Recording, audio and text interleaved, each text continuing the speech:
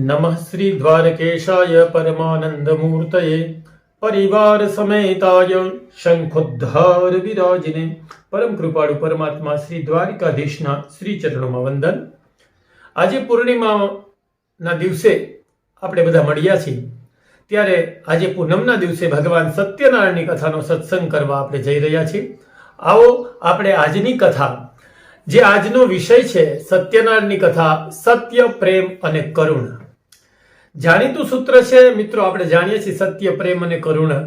તો મિત્રો આજની આ કથા જે છે સત્યનારાયણની ભગવાન કેવા છે તો કે સત્ય સ્વરૂપ છે, પ્રેમ સ્વરૂપ છે અને ભગવાન અત્યંત કરુણામય છે। તો એ સત્યનારાયણની કથામાં આ સત્ય પ્રેમ કરુણા સૂત્ર કઈ રીતે આપણે જોઈ શકીએ એ વિષય ઉપર આપણે ચર્ચા કરવા જઈ રહ્યા છીએ। તો આજે આપણે સત્યનારાયણની કથાનો વિષય છે સત્ય પ્રેમ કરુણા। આવો મિત્રો કથાની અંદર પ્રવેશ કરીએ। શ્રી વ્યાસુવાચ, વ્યાસજી કહે છે, એકદા નેમિષારણ્યે ઋષયો શૌનકાદય પ્રપુચ્છન મુનયન સર્વે સુતમ પૌરાણિકમ ખલુ કે એક દિવસ અયોધ્યા પાસે આવેલા નેમિષારણ્ય ક્ષેત્રની અંદર તપ કરનારા શૌનક આદિ ઋષિઓ ભેગા થયા હતા। એ સમયે ત્યાં સૂત પુરાણીજી પધાર્યા। સૂત પુરાણીજીનું આગમન થયું। ઋષિઓએ પ્રણામ કરી ઉચ્ચ આસન ઉપર બિરાજમાન કર્યા અને ઋષિઓમાંથી શૌનકજી ઊભા થઈ હાથ જોડી અને અતિ ઉત્તમ એવો એક પ્રશ્ન કરે છે અને શૌનકજી કહે છે કે હે મહામતી સૂત મુનિ। મહામતી સંબોધન કર્યું છે સૂતજીને, કારણ કે સૂતજી દરેક પુરાણોનું અધ્યયન કર્યું છે, પુરાણાચાર્ય છે સૂતજી અને દરેક પુરાણોનું શાસ્ત્રોનું જેની પાસે જ્ઞાન છે એ મતી એ સામાન્ય મતી નથી રહેતી, એમની બુદ્ધિ ખુલી ગઈ હોય છે, એને મહામતી કહેવાય છે। મહામતી જેની પાસે બધા પ્રશ્નો, બધા તર્કનો નિચોડ છે, જવાબ છે, એવા છે સૂત મુનિ। એટલે મહામતી સંબોધન કરી અને શૌનકજી કહે છે એવું કયું વ્રત છે, એવું કયું તપ છે જે કરવાથી મનુષ્ય ઈચ્છિત વસ્તુઓની પ્રાપ્તિ કરી શકે છે।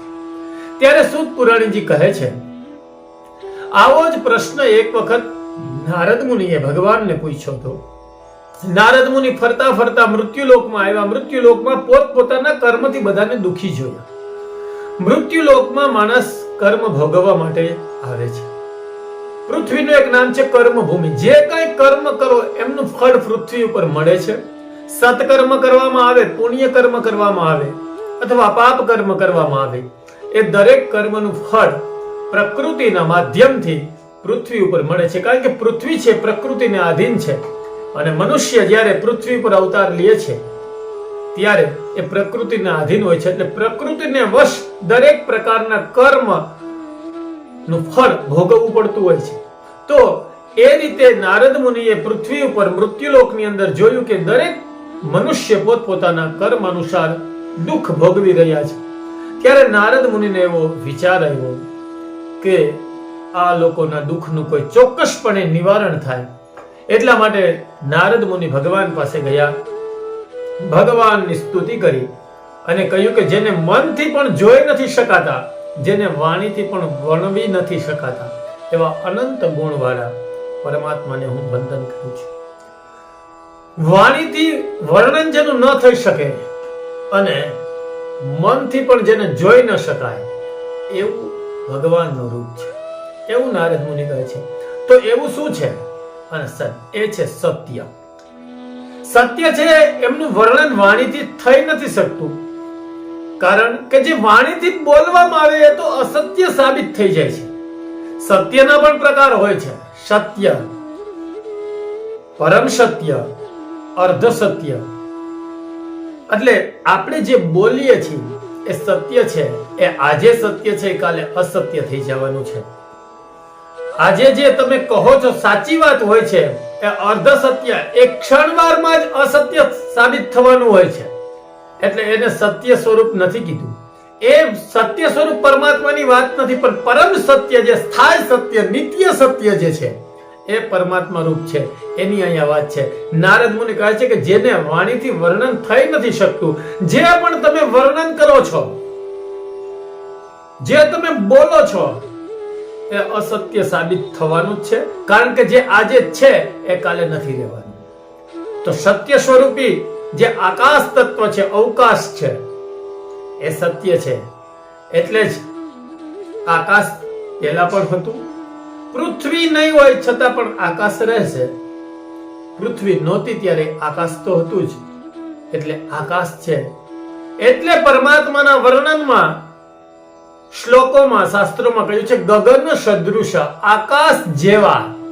ગગન માને વિરાટ આકાશ. મેઘવર્ણમ, જે મેઘવર્ણ છે આકાશનો, એ તો વર્ણ સૂચવવા માટે, પણ ગગન સદૃશ, ગગન સદૃશ એટલે વિરાટતા માટે અર્થ કદાચ લેવામાં આવ્યો હોય કે આકાશ છે અસીમ છે, પરમાત્મા છે એ અસીમ છે. પણ એક હું કહીશ કે આકાશ છે એ નિત્ય છે, પરમાત્મા નિત્ય છે, એટલે સત્ય છે. તમે એક ઘર બનાવો છો તો કોઈને કહો કે અહીંયા મારું ઘર છે, ફલાણી સોસાયટીમાં આ સ્થાન ઉપર મારું ઘર છે, એ વાત સત્ય છે. પણ બની શકે 25 વર્ષ પછી એ ઘર ન હોય, આપનું ન હોય એવું જ નહીં, કદાચ ઘર જ ન હોય, ત્યાં મેદાન હોય. તો તમે જે સત્ય કહ્યું હતું એ સત્ય તો અસત્ય સાબિત થયું છે. પણ સત્ય એ છે કે આ સ્થાન ઉપર અવકાશ અર્થાત આકાશ છે. એ તમારું ઘર નહોતું ત્યારે પણ આકાશ હતું. તમારું ઘર પડી જશે ત્યારે પણ આકાશ હશે. કદાચ કાંઈ નહીં હોય, તમે ખુદ નહીં હો, પણ ત્યાં આકાશ રહેશે. એ સત્ય છે. એટલે કહ્યું છે ગગન સદૃશ. ભગવાન કેવા છે તો કે ગગન સદૃશ. વિરાટ તો છે જ, માત્ર વિરાટની કિંમત નથી. કદાવર જનાવર તો હાથી પણ છે, વિરાટ છે મનુષ્ય કરતા. કદાવર જનાવર તો બીજા પણ છે, વિરાટની એટલી કિંમત નથી. પણ જે નિત્ય માણસમાં બુદ્ધિ છે એટલે માણસ્ય મનુષ્યની કિંમત છે. વિરાટ સાથે બહુ કિંમત નથી રહી. એટલે ગગન સદૃશ એ વિરાટ તો છે જ પરમાત્મા, પણ ગગન માને નિત્ય છે, સ્થાયી છે, સત્ય છે, સત છે કે જે ક્યારે અસત નથી થતું, જે ક્યારે નાશ નથી થતું. અચ્યુત કીધું છે ભગવાનને. જે ચ્યુત ક્યારેય પડતું નથી, એ સ્થિર છે, એ સ્થાયી અને નિત્ય છે. એટલે નારદ મુનિ કહે છે ગગન સદૃશ. નારદ મુનિ કહે છે કે જેને વાણીથી વર્ણન નથી થઈ શકતું, વર્ણન જેનું થઈ નથી શકતું, કારણ કે બોલવાથી અસત્ય થઈ જાય છે. અનુભૂતિ છે એ જ સત્ય છે. એટલે જ સત્યની માત્ર અનુભૂતિ હોય એ સત્ય છે. તો સત્ય એ પરમાત્માનું રૂપ છે. નારદ મુનિ વર્ણન કરતા કહે છે કે જેને વાણીથી વર્ણન ન થઈ શકે, મનથી જોઈ ન શકાય. મન છે એ પણ સત્યતાની અનુભૂતિ કરી શકતું નથી. કારણ કે મન છે એ ખંડાત્મક દ્રષ્ટિથી જોવે છે. થોડા ઉપરના લેવલની વાત કરવી છે.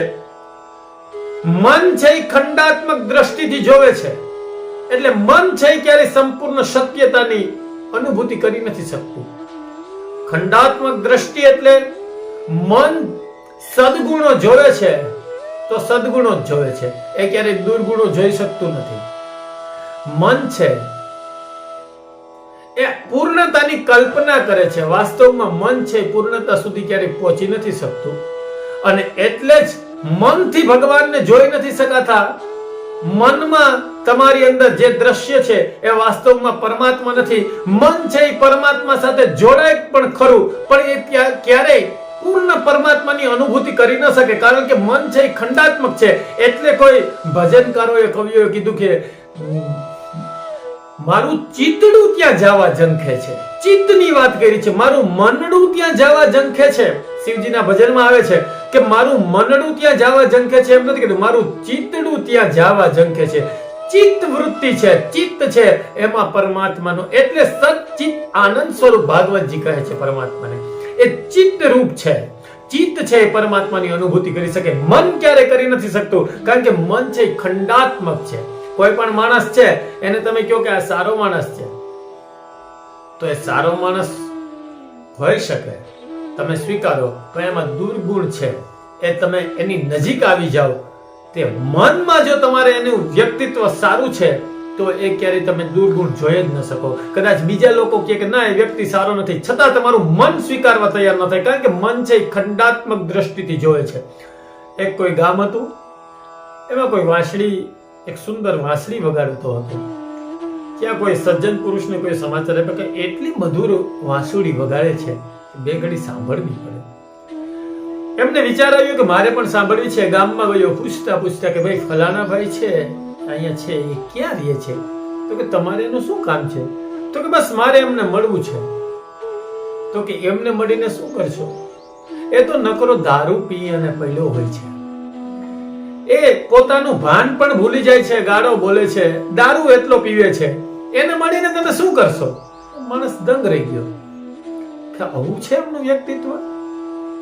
થોડે આગળ ગયો, એક બીજો માણસ મળ્યો. એને પૂછ્યું કે ફલાણા વ્યક્તિને મળવું હોય તો કે હા, બહુ સારો માણસ છે, અને એમાંય તમે એને મળો અને જો એ તમારા નસીબમાં હોય ને વાંસળી વગાડે, એટલા મધુર સુર વગાડે છે કે તમે દંગ રહી જાશો, તમને આનંદની અનુભૂતિ કરાવી દેશે.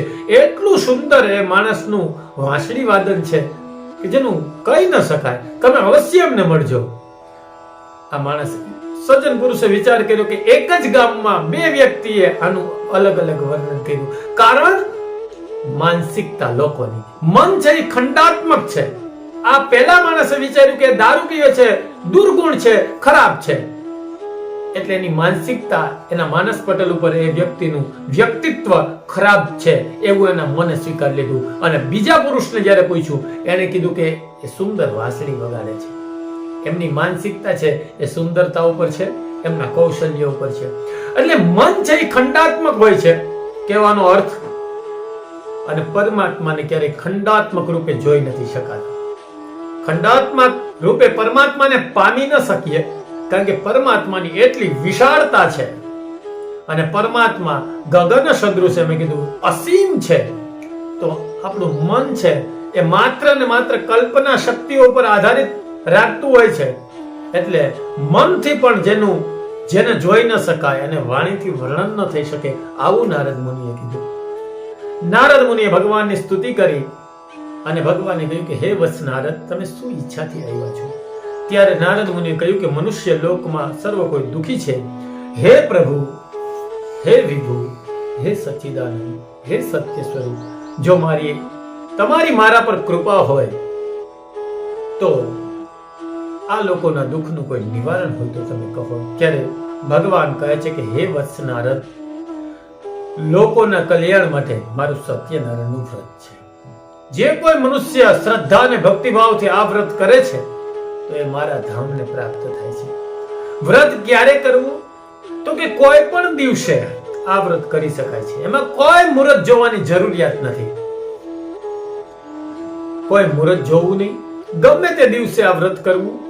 બને ત્યાં સુધી સાયંકાલે આ વ્રત કરવું.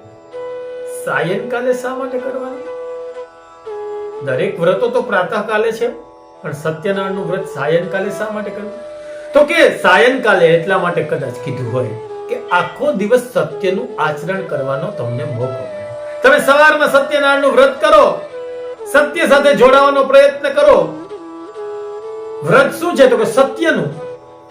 સત્યનારાયણનું વ્રત સવારે વહેલા ઉઠી 4 વાગે ઉઠી 5:30 વ્રત પૂરું થઈ જાય, પછી આખો દિવસ અસત્યનું આચરણ. એમનો કોઈ મહિમા નથી રહેતો સાહેબ.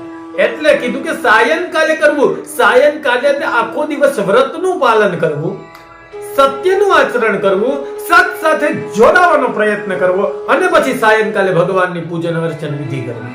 સત સાથે જોડાવાની વાત છે, એટલે સત્યનારાયણનું વ્રત કીધું છે.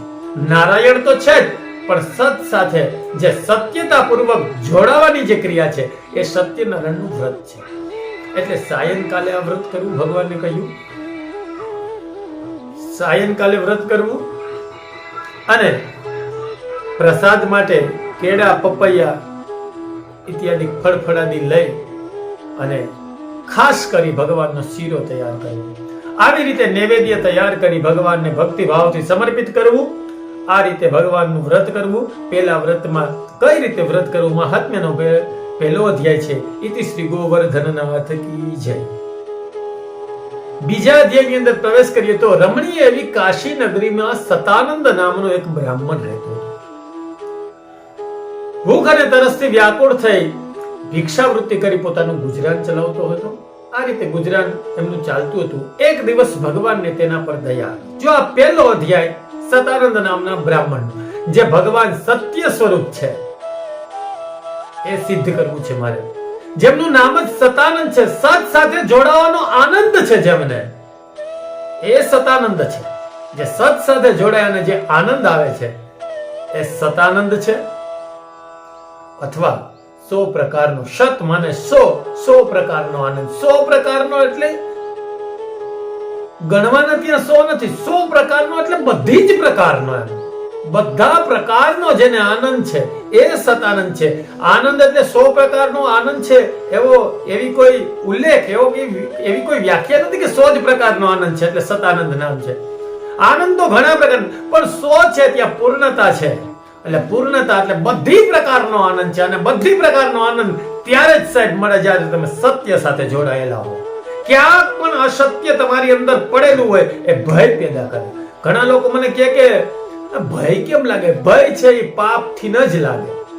તમારી અંદર ક્યાંક ને ક્યાંક કુકર્મ છે, ક્યાંક ને ક્યાંક તમારી વૃત્તિ ખરાબ છે, ક્યાંક ને ક્યાંક તમારું મન ખરાબ છે, જે પાપ તરફ પ્રેરિત કરે છે એ જ આપને ભય પેદા કરે છે. બાકી જે સત્ય સાથે જોડાય છે, જેની અંદર સત્ય પડેલું છે, સત સાથે જે જોડાયેલા છે, એને ક્યારેય ભય નથી લાગતો. એના જીવનમાં સર્વત્ર આનંદ જ છે. એટલે સતાનંદ, એ સતાનંદ છે, સત સાથે જોડાય છે. પહેલો અધ્યાય, આમ તો પહેલો અધ્યાય જે મહાત્મ્યનો છે, કથા શરૂ થાય ત્યાંથી પહેલું પાત્ર, એટલે કે પહેલું પાત્ર જે સતાનંદ છે, પહેલો અધ્યાય પાત્રના રૂપમાં એ સતાનંદ છે.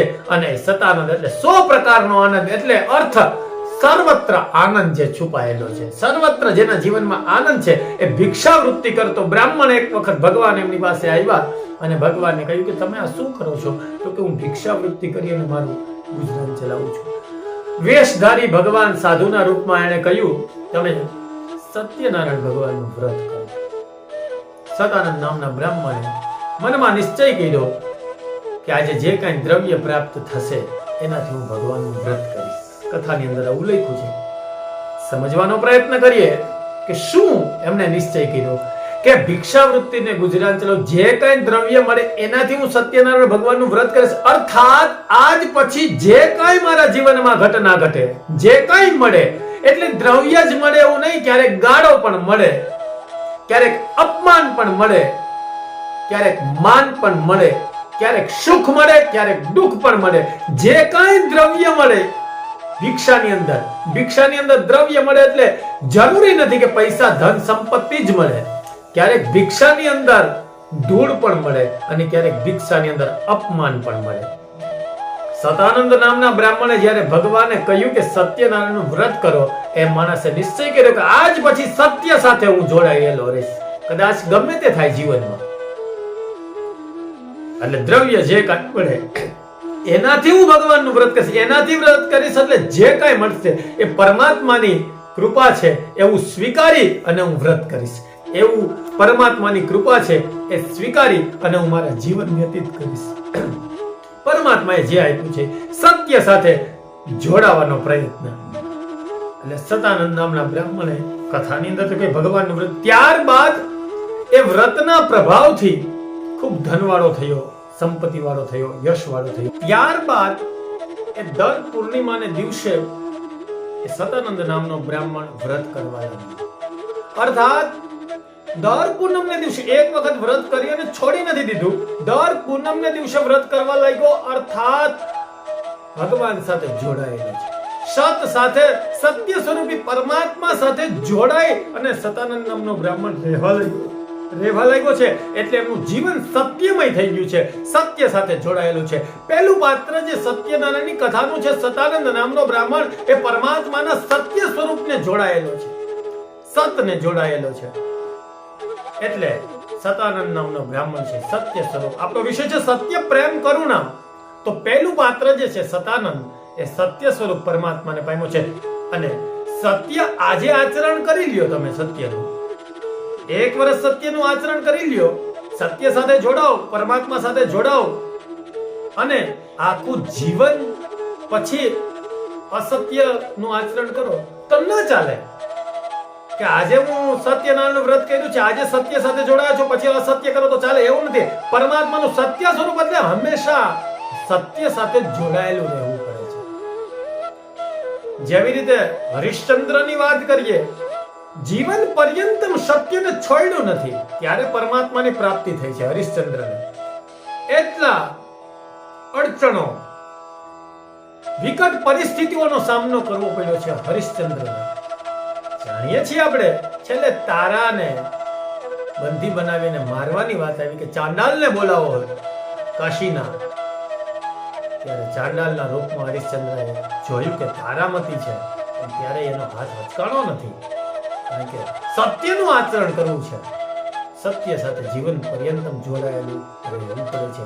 એટલે કહ્યું છે સતાનંદ નામના બ્રાહ્મણે વેશધારી ભગવાને કહ્યું કે સત્યનારાયણનું વ્રત કરો, એટલે વ્રત કરી લીધું, ધનવાળો થયો, પુત્રવાળો થયો, પછી છોડી દીધું એવું નથી. દર પૂર્ણિમાના દિવસે ભગવાનનું વ્રત કરવા લાગ્યો. કહેવાનો અર્થ દર પૂનમ ભગવાન સાથે, આખો મહિનો ભગવાન સાથે જોડાયેલો અને પૂર્ણિમાના દિવસે અર્ચન વિધિ. આખો મહિનો ભગવાન સત્ય સાથે જોડાયેલો અને પૂર્ણિમાના દિવસે અર્ચન વિધિ. એટલે કહ્યું છે દર પૂર્ણિમાના દિવસે વ્રત કરવા લાગ્યો. આ છે સતાનંદ નામનો બ્રાહ્મણ જે સત્ય સ્વરૂપ પરમાત્માને પામ્યો છે.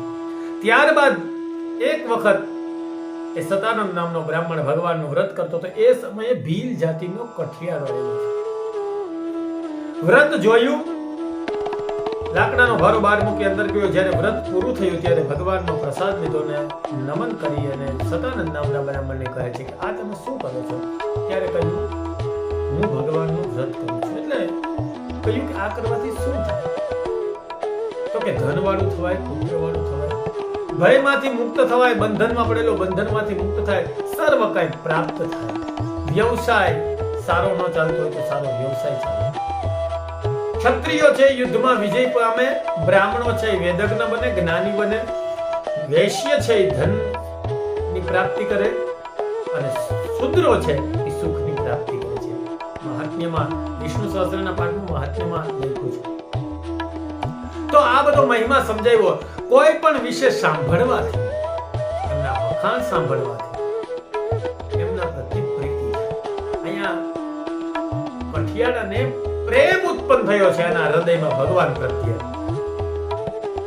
ભગવાન પ્રત્યે પ્રેમ ઉત્પન્ન થયો છે કે આવું બધું પરમાત્મા દેવા વાળા છે, તો એ પરમાત્મા કેવો હશે જે આવું વ્રત કરવાથી બધું આપે છે. હૃદયમાં પ્રેમનું બિંદુ એક બીજ રોપાણું છે અને એ સમયે પરમાત્માનું સ્મરણ કરતો કરતો, કથાની અંદર લખ્યું છે સતત સ્મરણ એનું આવે જે તમારી અંદર જેની પ્રત્યે પ્રીતિ હોય છે. આ તો આપણે મંદિરે ગયા, દ્વારકાધીશના દર્શન કર્યા, જય દ્વારકાધીશ, પછી ઘરે આખે રસ્તે તો ઓલો આવન એ જ કરતા આવ્યા હોય છે, કોકની જ ચર્ચાઓ કરતા આવતા હોય છે. સીધ ગયા હતા તો કે આજે બસ દ્વારિકા ગયા હતા, આનંદ કર્યો, ભગવાનના દર્શન કર્યા. ભગવાનના દર્શન કરવાથી પતતું નથી. સંપૂર્ણ યાત્રા દરમિયાન ભગવાનનું સ્મરણ છે. જો તમે બીજ રોપીને આવ્યા છો ભગવાન દ્વારિકાધીશ પ્રત્યે, પ્રીતિનું બીજ, તો તમને સતત દ્વારકાધીશનું સ્મરણ છે. પણ પ્રીતિનું બીજ નહીં, ફરવા માટે ગયા છીએ દ્વારકા, તોય તારી મારી કરતા આવીએ. અહીંયા સતાનંદ નામના બ્રાહ્મણ પાસેથી વ્રતનો મહિમા જાણ્યો. એટલે પ્રેમ રૂપી બિંદુ, પ્રેમ રૂપી બીજ રોપાણું છે કઠિયારાની અંદર. એટલે કથાની અંદર લખ્યું છે ભગવાનનું સ્મરણ કરતો કરતો તે ત્યાંથી ચાલતો થયો. અને પ્રેમ હોય એટલે સતત સ્મરણ રહે છે. આપને યાદ પણ નથી હોતું, હું એમને યાદ કરું છું, પણ ઓટોમેટિક સ્મરણ રહે. અહીંયા કઠિયારાને ઓટોમેટિક સ્મરણ છે ભગવાનનું, અને ભગવાનનું સ્મરણ કરતો કરતો લાકડાનો ભારો વેચવા નીકળો. 2 ગણી કિંમત મળી. 2 ગણી કિંમત મળી. શા માટે 2 ગણી કિંમત મળી? કારણ કે પ્રેમ જે બાંટતો હોય ને સાહેબ, એને 2 ગણી કિંમત મળે. જે પ્રેમ લઈ અને નગરમાં નીકળે છે, ભગવાન કનૈયો જ્યારે ગોકુળની ગલીઓમાં નીકળતો તો ગોપીઓ નત મસ્તક થઈ જતી. શા માટે ગોપીઓ નત મસ્તક થઈ જતી? કારણ કે પરમાત્મા મારો લાલો છે ને પ્રેમનું સ્વરૂપ છે. પ્રેમ બાંટતો ગોકુળની અંદર સાહેબ. અને જે માણસ પ્રેમ બાંટવા નીકળે ને એની વાત શું કરવી પછી?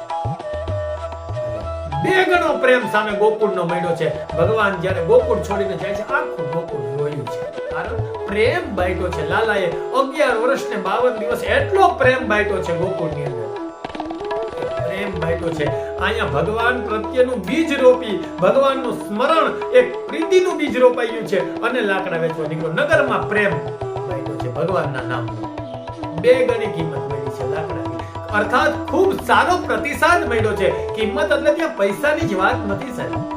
જ્યારે નગરમાં આવે લાકડા લ્યો, કોઈ લાકડા કોઈ ડેલી ન ખોલે અને એમને જતો રહે બહાર. આખી શેરીમાંથી એમને નીકળી જાય, કોઈ એમનું મોઢું પણ સામે પણ ન જોવે, લાકડાની કિંમત પણ ન પૂછે, સસ્તા દેવા હોય તો એવું નથી. 2 ગણી કિંમત મળી. અર્થાત બધાનો લાકડા લીધા ન લીધા તો દૂરની વાત, પણ પ્રતિસાદ મળ્યો છે બધાનો. કારણ કે ભગવત સ્મરણ સાથે ગયો છે, ભગવાન સાથે પ્રીતિ કરીને ગયો છે. અને ત્યારબાદ ઘરે ગયો, જે કઈ દ્રવ્ય મળ્યો નથી, ભગવાન એટલો આનંદિત થયો છે. ભગવાન સાથે પ્રીતનું બીજ રોપાણું છે. વ્રતના પ્રભાવથી નીલ જાતિનો કઠિયાર ખૂબ આનંદને પ્રાપ્ત થયો, ભગવાનના ધામને પ્રાપ્ત થયો. એટલે કઠિયારો છે પ્રેમ સ્વરૂપ પરમાત્માને પામ્યો છે, સતાનંદ છે સત્ય સ્વરૂપ પરમાત્માને પામ્યો છે. ઇતિ શ્રી રેવાખંડે દ્વિતીય અધ્યાય શ્રી ગોવર્ધન. ત્રીજા અધ્યાયની અંદર પ્રવેશ કરીએ તો ઉલ્કામુખ નામનો એક રાજા છે અને એ ભગવાનનું વ્રત કરે છે. એમની મહારાણી પ્રમુદ્ધા છે, ભદ્રશિલા નદીને કિનારે બંને વ્રત કરે છે. અહીંયા મુખ્ય 4 પાત્રો બતાવ્યા છે સત્યનારાયણની કથામાં. શતાનંદ નામનો બ્રાહ્મણ, કઠિયારો, સાધુ નામનો વાણિયો અને તુંગધ્વજ નામનો રાજા. આ જે છે ભક્ત પાત્ર બતાવ્યું છે. ઉલ્કામુખ નામનો રાજા છે એટલે 4 વર્ણના 4 પાત્ર છે, પણ આ ભક્ત પાત્ર બતાવ્યું છે. એટલે એમને કોઈએ કીધું નથી કથા કેમ કરવી, શા માટે કરવી જોઈએ, એ ત્યાં ઉલ્લેખ નથી. કારણ કે ભક્તો છે ભગવાનના. કથાઓ રેવાખંડ પુરાણમાં છે વિસ્તારથી ઉલ્કામુખ નામના કથા રાજાની. અહીંયા ઉલ્કામુખ નામનો રાજા કથા કરે છે એટલે 5મું પાત્ર ભક્તનું બતાવ્યું છે. ભગવાનની ભક્તિ કરી રહ્યો છે. ત્યાં એક સાધુ નામનો વાણિયો આવે છે, પોતાની નૌકા લગાડે કિનારા પર અને રાજા પાસે ગયો. જ્યારે વ્રત પૂરું થયું ત્યારે રાજાને 2 હાથ જોડી અને કહેવા લાગ્યો કે હે રાજન, તમે આ શું કરી રહ્યા છો? ત્યારે ઉલ્કામુખ નામના રાજાએ કહ્યું કે હું ભગવાનનું વ્રત કરું છું.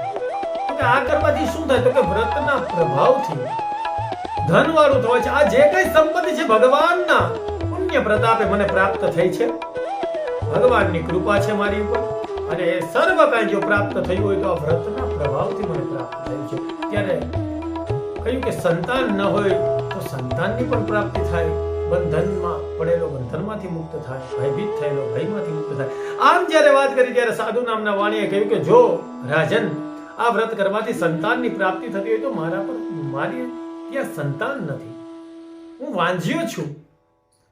જો પરમાત્માની મારા પર કૃપા થાય તો હું પણ આ વ્રત કરીશ, આવો નિશ્ચય કરી અને પોતાના ઘરે ગયો.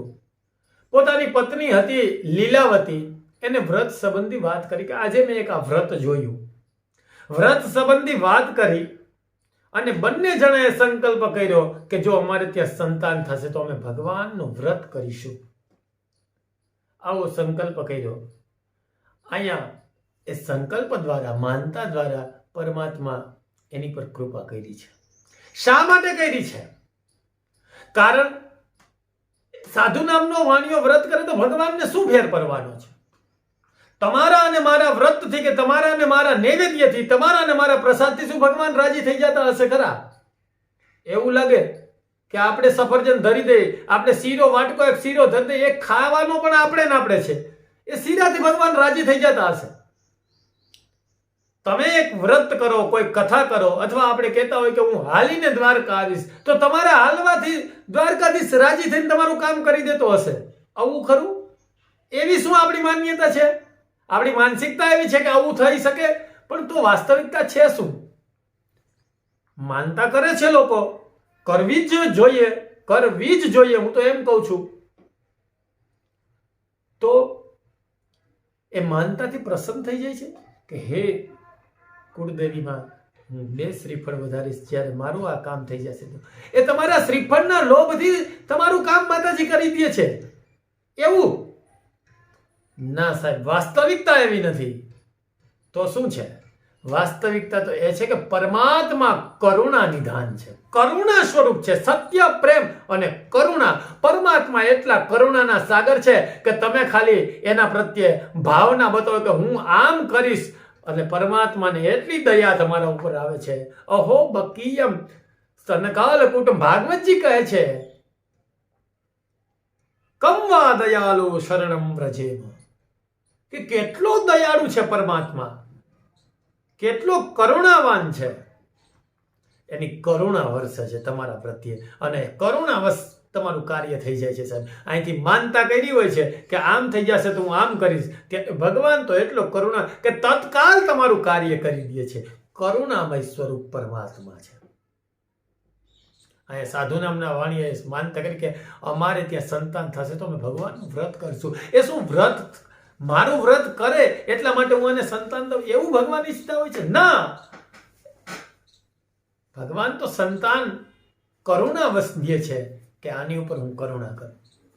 અગાધ કરુણાનો સાગર કહ્યો છે પરમાત્માને, એટલી કરુણા વરસાવે છે. એટલે પરમાત્માની કરુણા વરસી અને સાધુ નામના વાણિયાને ત્યાં સંતાનની પ્રાપ્તિ થઈ.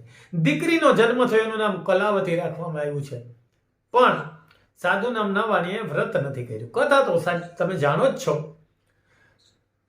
વ્રત નથી કર્યું. જ્યારે લીલાવતીએ કીધું વ્રત કરવાનું, તો કે આપણે દીકરીના લગ્ન સમયે કરશું. દીકરીના લગ્ન નજીક આવી ગયા, એક યુવક સાથે એમના લગ્ન કરી દેવામાં આવ્યા. તે સમયે પણ ભગવાનનું વ્રત સાધુ નામના વાણીએ કર્યું નથી. પરમાત્મા પ્રત્યે નિષ્ઠા એને બતાવી નથી. ન તો સત્ય સાથે જોડાણો કે ન તો પરમાત્માથી પ્રીતિ થઈ.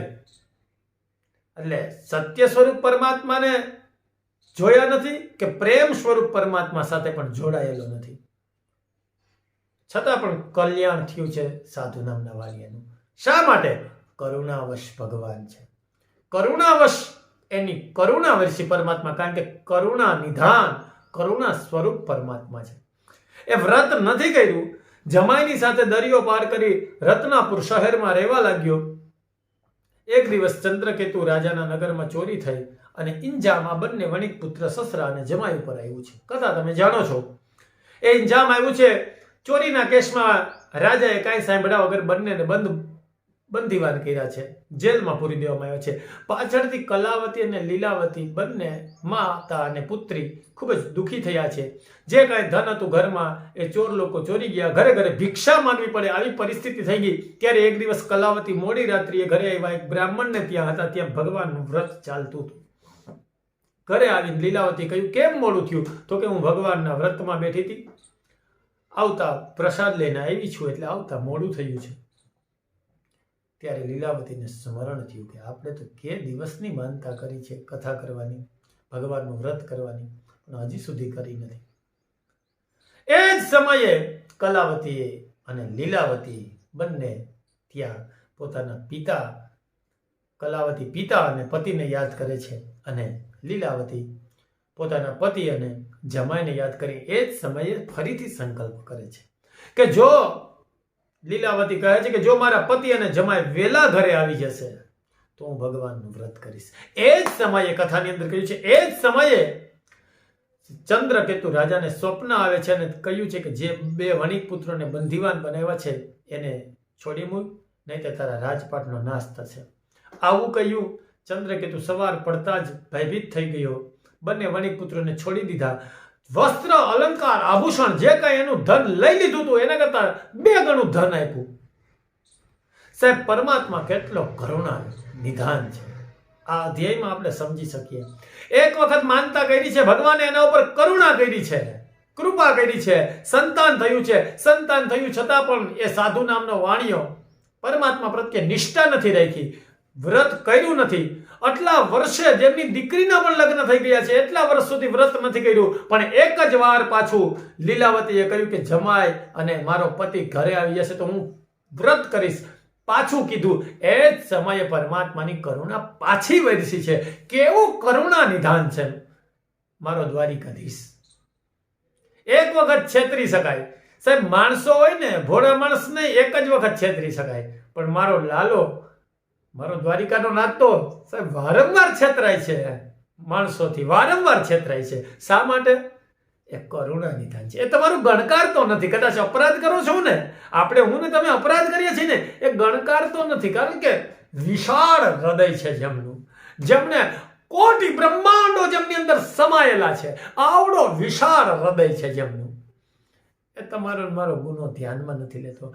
પ્રભુ મેરો અવગુણ ચિત્ત ન ધરો. ભજનમાં કહે છે ને વાણી, પ્રાર્થના કરે છે કે મારો અવગુણ ચિત્ત ન ધરો. નહીં સાહેબ, તમારો અવગુણ એ ધરતો જ નથી ચિત્ત, કારણ વિશાળ હૃદય છે જેમનું, અને કરુણાનો સાગર છે, એની કરુણા જ વરસાવે છે.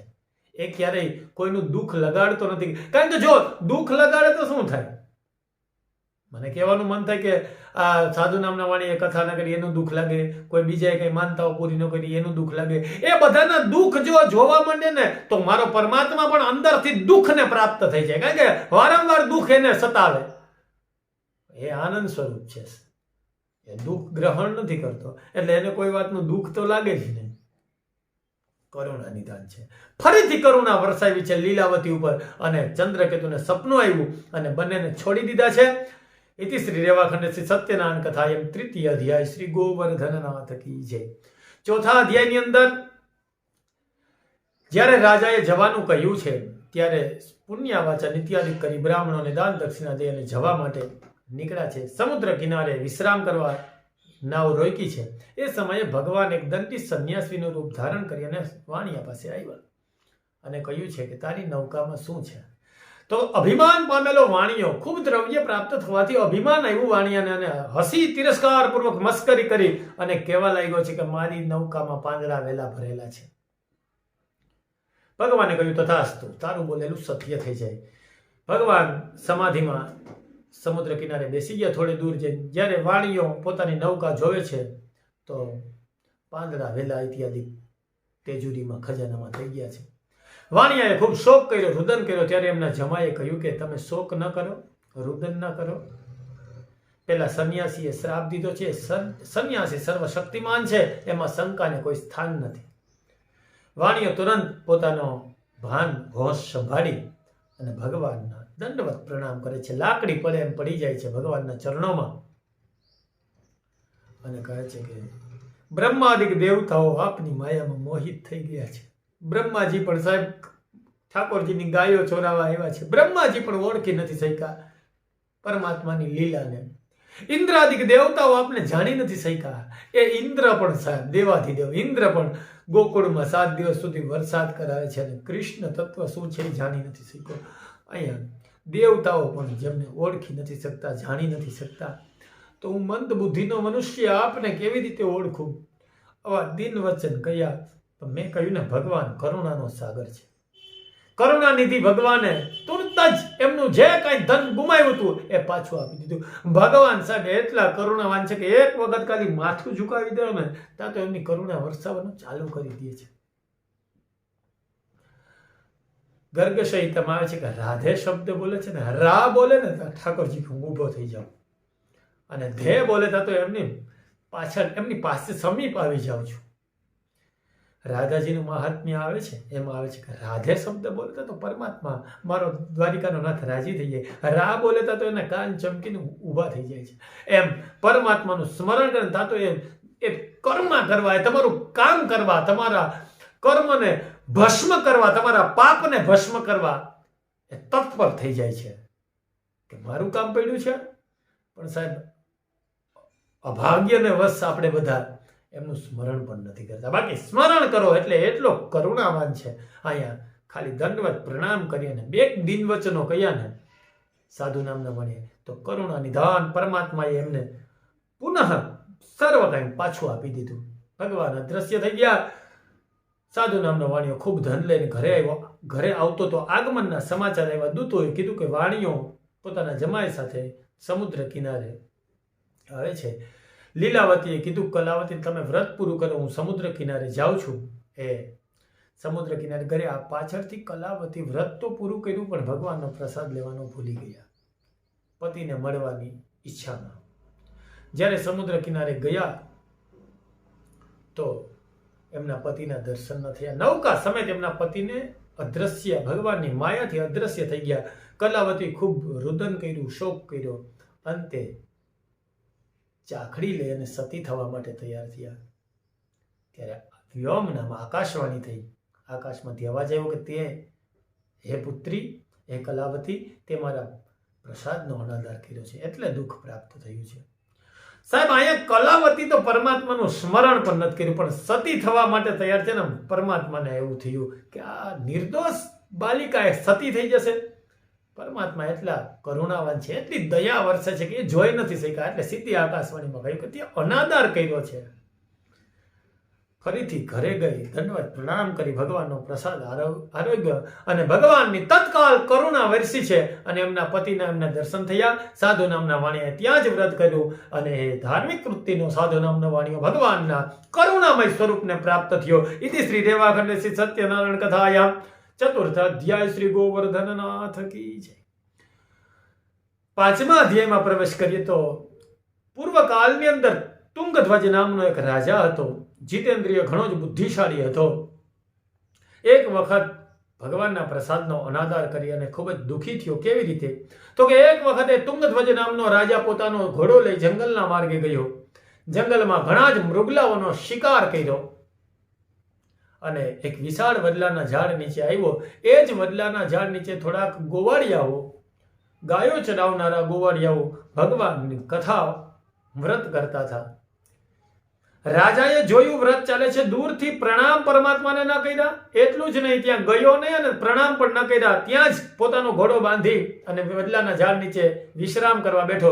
જ્યારે કથા પૂરી થઈ, વ્રત પૂરું થયું, ત્યારે ગોવાળિયાઓએ રાજા આવ્યા છે એમ સમજીને એક પડિયામાં રાજાને પ્રસાદ દીધો. રાજાએ કહ્યું કે આ તુચ્છ ગોવાળિયાઓ મને શું પ્રસાદ ખવડાવવાના? સાહેબ, ભૂલી ગયો કે આ ગોવાળિયાઓનો પ્રસાદ નથી સાહેબ, આ પરમાત્માનો પ્રસાદ છે. અહંકારવશ ભૂલી ગયો. આ તુચ્છ ગોવાળિયાઓ મને પ્રસાદ ખવડાવશે. પ્રસાદનો અનાદર કરી પોતાનો ઘોડો લઈ નગર તરફ પ્રયાણ કર્યું. પણ બન્યું એવું, નગરમાં પ્રવેશ કરતા જ પોતાના પુત્ર, ધન, સંપત્તિ સર્વ કાંઈ નાશ પામ્યું. સર્વ કાંઈ નાશ પામ્યું. રાજાએ વિચાર કર્યો, આવું કેમ થયું? નક્કી ભગવાનનો કોપ મારા પર ઉતર્યો છે. નિશ્ચિત કરી ફરીથી પોતાનો ઘોડો લઈ જંગલમાં ગયો. ગોવાળિયાઓને એકઠા કરી ગોવાળિયાઓની સાથે બેસીને વ્રત કર્યું અને વ્રત કરતાની સાથે જ ભગવાન કરુણા નિધાને એની ઉપર કૃપા કરી. આ તુંગધ્વજ નામનો રાજા પણ કરુણાને પ્રાપ્ત થયો છે. પરમાત્માની કરુણાને ઉપલબ્ધિ કરી છે અને ભગવાનને કીધું એમ કરુણા સ્વરૂપ છે. રાજાનો તરત જ બધું પાછું આવ્યું. રાજાએ ભગવાનનું આનંદથી વ્રત કરી અને ભગવાનની કરુણા વરસી એટલે બધું કાંઈ પ્રાપ્ત થયું.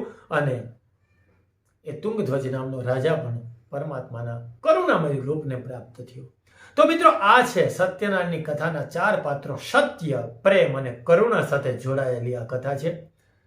એટલે શાસ્ત્ર એટલા વિશાળ છે મિત્રો કે દરેક જે શાસ્ત્રના સૂત્ર છે ને એ કથાત્મકની દ્રષ્ટિએ જો એમાં સૂક્ષ્મતાથી અર્થ કાઢીએ તો એ દરેક સૂત્રો છે, શાસ્ત્રોના, ગીતાજીના શ્લોક છે, ઉપનિષદના શ્લોક છે, એ કથાના માધ્યમથી વ્યાસજી આપને સમજાવવાનો પ્રયત્ન કર્યો. તો સત્યનારાયણની કથા છે એ શું છે? તો કે સત્ય, પ્રેમ અને કરુણા છે. તો હે મહામંડલેશ્વરો, મેં તમને આ સત્ય, પ્રેમ, કરુણામય સત્યનારાયણની કથા સંભળાવી. વિશેષ કરીને કળિયુગમાં હરમેશ ભગવાનનું વ્રત થતું રહે છે. પૂર્વકાળની કથા આવે છે અંતિમ અધ્યાયમાં. તો સતાનંદ નામનો બ્રાહ્મણ હતો. એ સત્ય સ્વરૂપ દ્વારિકાધીશને મળ્યા છે.